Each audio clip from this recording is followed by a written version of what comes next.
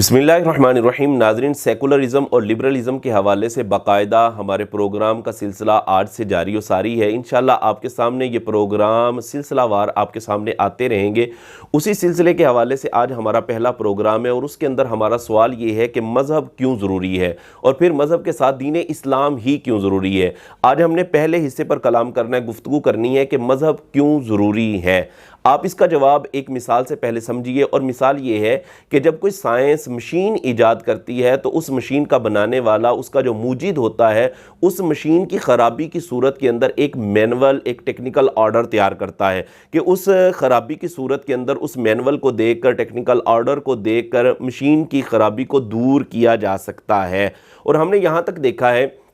कि कुछ हसास मशीनें ऐसी होती हैं कि उन हसास मशीनों पर काम करने वाले जो अफराद होते हैं, उनके हाथ में अगर वो मैनुअल ना हो तो कंपनी उसके ख़िलाफ़, उस काम करने वाले के ख़िलाफ़ बाकायदा तौर पे जुर्माना भी करती है और उसके ख़िलाफ़ कानूनी कार्रवाई भी की जाती है। और यहाँ तक देखा गया है कि कोई अगर हैवी मशीनरी है और उसको बैरून मुल्क से लिया गया है, मंगवाया गया है, तो वो बैरून मुल्क से आने वाली जो हैवी मशीनरी होती है, तो वो मशीनरी के बनाने वाले लोग उस मशीनरी के साथ मैनुअल भी भेजते हैं और इसके साथ साथ उस मशीनरी को समझाने के लिए माहिरीन का एक अमला भी भेजा जाता है। जैसे हम बाहर से अगर जहाज़ मंगवाते हैं तो ऐसा होता है कि वो जहाज़ बनाने वाली कंपनी वो जहाज़ भी रवाना करती है, मैनुअल भी देती है, फिर माहिरीन का एक अमला साथ भेजा जाता है कि जो उस मशीन को या उस जहाज़ के हर पुर्जे को समझाने के लिए आता है। नाज़रीन, बिला तशबीह बिला तमसील अल्लाह तबारक व तआला ने इंसान जैसी मशीनरी को बनाया है, फिर इसको समझाने के लिए और इसकी रहनुमाई के लिए अल्लाह तबारक व तआला ने एक मैनुअल दिया है और उसी को मज़हब कहा जाता है, उसी को शरीयत कहा जाता है। फिर इस मज़हब को, इस मैनुअल को अमली तौर पर समझाने के लिए अल्लाह तबारक व तआला ने इंसानों में से ऐसे इंसानों को चुना है कि जो तमाम इंसानों में सबसे ज़्यादा ज़हीन, फ़तीन, हलीम, अफ़्व दरगुजर करने वाले, ज़ाहिरी और बातनी तौर पर पाक और इंसानों में सबसे ज़्यादा इल्म रखने वाले, यानी अंबिया इकराम अलैहिमुस्सलातु वस्सलाम, अल्लाह तबारक व तआला ने उनको इंसानों की रहनुमाई के लिए, इंसानों को मज़हब समझाने के लिए अल्लाह तबारक व तआला ने मबऊस फरमाया है, ताकि अमली तौर पर इंसान समझ सके कि मेरे लिए क्या कानून है, मेरे लिए रहनुमाई किस चीज़ के अंदर है। तो अल्लाह तबारक व तआला ने इंसानों के लिए अंबिया इकराम अलैहिमुस्सलातु वस्सलाम को भेजा। फिर इंसान की जो ज़िंदगी है ना जी, इंसान की ज़िंदगी को अगर देखा जाए तो इंसान की ज़िंदगी के मुख्तलिफ पहलू हैं। जैसे ये इंसान है ना जी, इंसान की ज़िंदगी के बुनियादी तौर पर दो पहलू बनते हैं, एक ज़ाती और एक इज्तिमाई। फिर ज़ाती तौर पर अगर देखा जाए इसके भी आगे दो पहलू बनते हैं, बका और गुज़रानो ऐश। और इसी तरह अगर इज्तिमाई को देखा जाए तो इसके भी दो पहलू बनते हैं, आइली या अज़दवाजी, और दूसरा पहलू बनता है मुआशरती।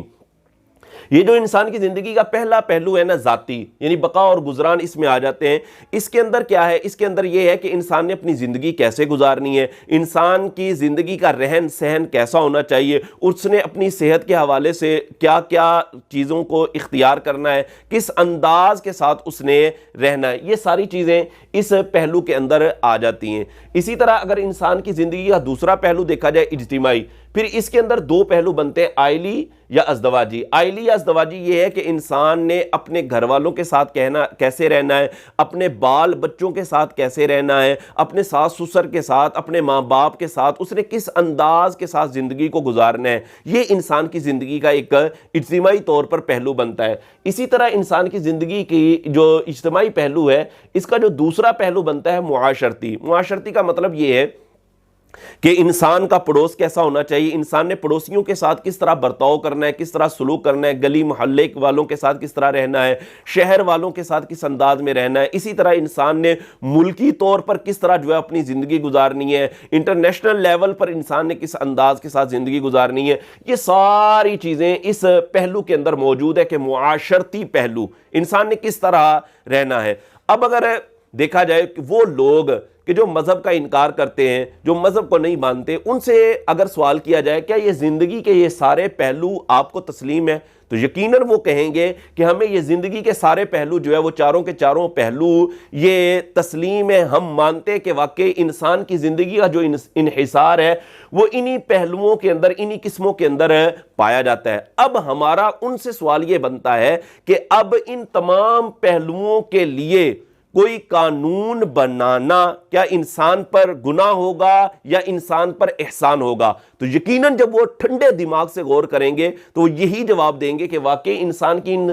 زندگی کے ان تمام پہلوؤں کے لیے کوئی قانون بنانا یہ تو انسان پر احسان ہے، انسان پر نیکی ہے کہ اس کے لیے کوئی قانون بنا دیا جائے۔ پھر ان سے ہمارا دوسرا سوال یہ بنتا ہے کہ کیا انسان کو جنگلیوں کی طرح جنگل کے قانون کے حوالے کر دیا جائے کہ وہ حیوانیت والی زندگی گزارے، یا انسان کے لیے کوئی ایسے قوانین مرتب کیے جائیں کہ وہ انسان انسانیت والی زندگی گزارے؟ تو ٹھنڈے دماغ سے اگر غور کریں گے تو واقعی یہ جواب آئے گا کہ انسان کے لیے ایسے قوانین بنائے جائیں کہ انسان انسانوں والی زندگی گزارے، انسانیت والی زندگی گزارے۔ تو ناظرین اس میں ایک اور بات میں یہ عرض کرتا چلوں، ایک تو یہ ہے اب آپ تو مان گئے کہ واقعی انسان کے لیے کوئی قانون ہونا چاہیے، کوئی لا ہونا چاہیے کہ انسان اس کے مطابق اپنی زندگی کو بسر کرے۔ اب اس پر ایک اور بات میں عرض کرتا چلوں کہ ایک یہ ہے کہ میں قانون بناؤں، ایک ہے کہ آپ قانون بنائیں، اور ایک یہ ہے کہ بنانے والا خود قانون بنائے، یعنی جس نے انسان کو بنایا وہ خود جو ہے وہ قانون بنائے۔ تو ان تمام قوانین کے اندر جو سب سے بہتر قانون ہوگا وہ کون سا قانون ہوگا؟